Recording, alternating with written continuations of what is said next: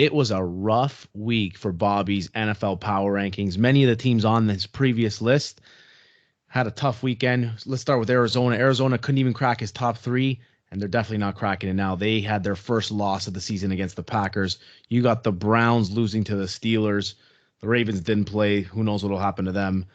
The Bengals, they lose to the Jets. That was a tough one, especially for all the survival pool people out there. Definitely a lot of people lost on that one. And his number one team, the Bucks, went down against their division rivals, the Saints. And then you've got teams like the Titans, who are first in the AFC but lose their starting running back and Pro Bowler Derrick Henry potentially for the season. You got the Rams, so Super Bowl contender, making a trade for Bobby's boy from the Broncos, Von Miller. A lot happening this week. Lots happening. So, Bobby, how does it all shake down? Give us your power rankings after 8 weeks of football. Yeah, really. Way to start off with just hammering me about that. But yeah, really tough. That's what I do. Yeah.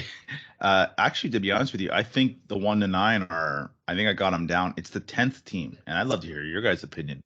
Right now, I don't know. I don't want to really put Tennessee in there. Tennessee deserves to be in there, and if Derrick Henry doesn't get hurt, Tennessee's my 10 team. But with Derrick Henry out, I think I got to put Oakland ahead of them, or Vegas. Sorry, I think Vegas is going to go in. You know what? I'm going to keep Vegas out still. I'm going with the Chargers at 10. Chargers are going to be my 10th place team. The ninth is going to be KC, just falling week after week, even though they're playing right now. 8, Cleveland, dropping again. 7, my biggest movers, I think, of the week, the Dallas Cowboys. I hate to say this. Dallas is a pretty good team. Offensively, they look really good. Defensively, like Micah Parsons, man, he's showing why he should have been a top 5 pick. 6, we got the Baltimore Ravens. 5, Green Bay Packers. Believe they moved up one spot. 4, staying at 4, the Arizona Cardinals. Still hovering. Not going to downgrade them after that tough loss. 3, Tampa Bay. I have Tampa Bay out of the number 1 spot. Number 2, yeah, very debatable. The Buffalo Bills going at number 2. And number 1 with the biggest move of the week, the LA Rams upgrade their pass rush and get my boy Von Miller, and now I believe they are the best team. Go ahead and dissect. I like LA going to number 1. They're my Super Bowl pick coming out of the NFC. They've been from the beginning of the year. Now adding this, another Pro Bowler, future Hall of Famer Von Miller to the stacked defense that they already have with Jalen Ramsey and Aaron Donald. Thank you very much. They've traded 5 of their picks of this upcoming draft. 5 are now gone. So I think they have 2 left, which just goes to show you they're all in for this season and next season. I really like them. I'm surprised the Browns didn't make it out of your top 10. I figured for a guy like you, any team losing to the Steelers would get knocked down all the way out of the top 10. But they only fall to number 8. Okay, not bad. And the Bucks, you moved them out of the number 1 spot. Was that due to a loss to a team that you're not very high on, the New Orleans Saints, I guess, correct? I just think that Buffalo deserves it, and the Rams picking up Von Miller was forget games off the field. And by the way, how about the Rams taking on that massive whopping salary of $700,000 they have to pay Von Miller for the rest of the year? Just an absolutely whopping number for one of the elite pass rushers in the NFL, or used to be. But I think off the field, this is more of like not standings related. This is like, I think the Rams just picking up Von Miller has made them the best team. Buffalo, I really like Buffalo. They get to move up to 2. Tampa, I'm not surprised they lost to New Orleans. I had New Orleans covering on the spread, and New Orleans has given them problems every single time they played. They played them 4 times. They beat them 3 pretty resoundingly in 2 of them. And the one game they lost in the playoffs, they turned the ball over 4 times and still almost won. So I think it was just, for some reason, New Orleans gives Tampa really big problems. So I'm not really downgrading Tampa off that, but it's just what the other Buffalo, 2 teams, yeah. I think the Rams deserve finally to go to number 1. A couple other thoughts I had. Packers, huge win on the Thursday nighter against the Cardinals. Cardinals' first loss of the year. The Packers, I haven't been high on them all year, but they are. It seems like they're their trajectory is getting better and better as the weeks go on, and Aaron Rodgers is starting to feel more and more comfortable under center. So the Packers look really good. The other team, you mentioned the Dallas Cowboys. We've been singing their praises all year. You have to state, though, that their schedule has been butter soft. Totally. But to win as they did on Sunday night with a backup quarterback against a competent team. I'm not going to say a good team in Minnesota because once Minnesota gets out of the 1 p.m. slot, we know that Kirk Cousins can't win. I think his primetime record is like as bad as they can be. But if you can win with a backup quarterback, I just think their roster is really good. And we talked about this with KC. We said if you're going to overpay guys, you have to find steals elsewhere. The Dallas Cowboys now have Diggs, who's a rookie steal. They have Micah Parsons, who's a rookie steal. They have CeeDee Lamb, who is a rookie steal.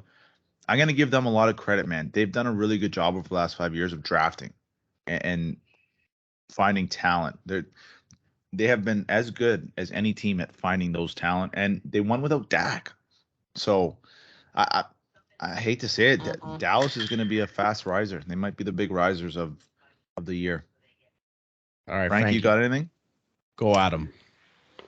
What's really left to say? I think we're all in agreement here. The Rams having that number one spot, they're just solid. Just like the running game, the passing game, the defense now even more. And I put some money on potential MVP Matt Stafford at the beginning of the year. So far that's looking okay. I know you were all over Kyler Murray and well deserved and. Absolutely, but now the injury, they say he might be out a couple weeks now with a sprained ankle, at least 1 week. But Stafford starts to roll on here, so I like that. I'm more curious about how we talk about some of these fringe teams. I'm not saying they could be in here, but how are we looking at? I'm not sure if I heard. The Chargers. Where do you see Chargers trending up and down? And could I possibly maybe even throw in a sneaky New England in the next week or so? What do you think? I'm happy you brought this up because I think the biggest thing to talk about is the 9-10 spot, KC and the Chargers. That was a tough loss for the Chargers, but Bill Belichick does well against rookie quarterbacks. That's why they're still in here. I don't know why I put KC back in here. I kind of wish I'd gone with like Cincinnati or somebody. I know Cincinnati had a really bad loss, but I think Cincinnati's the one team that I would look at to maybe sneak back in. The Chargers, I think, deserve to be in this top 10 just based off of their quarterback and their potential. But what would you guys have? Because you have Cincy, I think that's on a fringe team. You have Vegas, that's a fringe team, and you have Tennessee. Which team goes in and which team comes out? Ooh. Does KC come out of your top 10? I think, it's hard to say. Pre-injury, I definitely would have Tennessee somewhere in there. I think I agree. You can't ignore a win in was it primetime where they beat the Bills on a Monday night. And as a Colts fan, it just destroyed me to watch that comeback. Jesus, let's not go there. I think they're a viable threat. Well, they were a viable threat. I don't know what they're going to do with Adrian Peterson now moving forward. But you know what, though? Tannehill showed that he's not a great quarterback, but he's a capable quarterback, protects the ball well. He has a couple of weapons still, but everything was driven through that run game. So how much more attention now is going to be put on A.J. Brown and Julio Jones? Now we're going to see really what Tannehill can do now that his number one weapon is gone, right? So that'll be interesting. But they're still a decent team. Their defense is still pretty bad against the pass, but they do tend to be better in bigger games. So personally, I hope they falter. That's just for my personal bias, but they're definitely in there for me. Frankie, you seem awfully down after that Colts loss, but I got to say, I've been kind of impressed by the Colts the last couple of weeks. They've looked a lot better.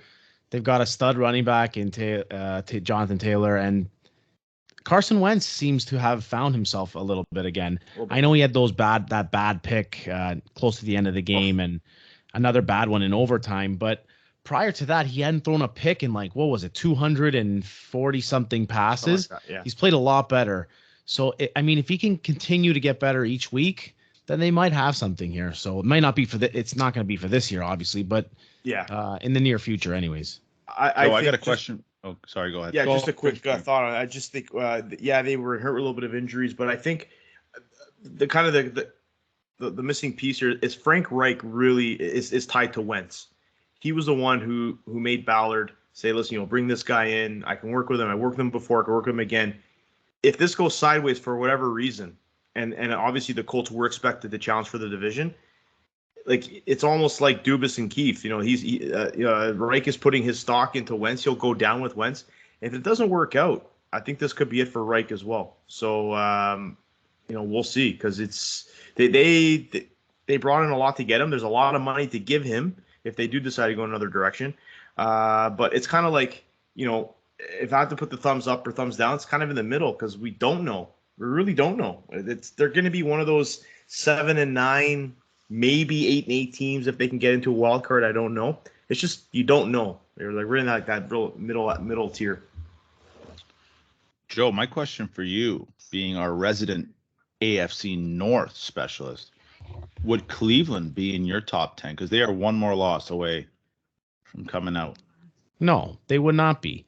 They're 4-4, and we talk about all of the great players that they have on their roster. The fact is, Baker Mayfield is not good enough, and he proved it again this week.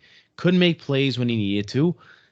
This team is, a lot of pundits had the Browns as Super Bowl contenders prior to the season, and currently, as it stands with Baker Mayfield under center, they are not.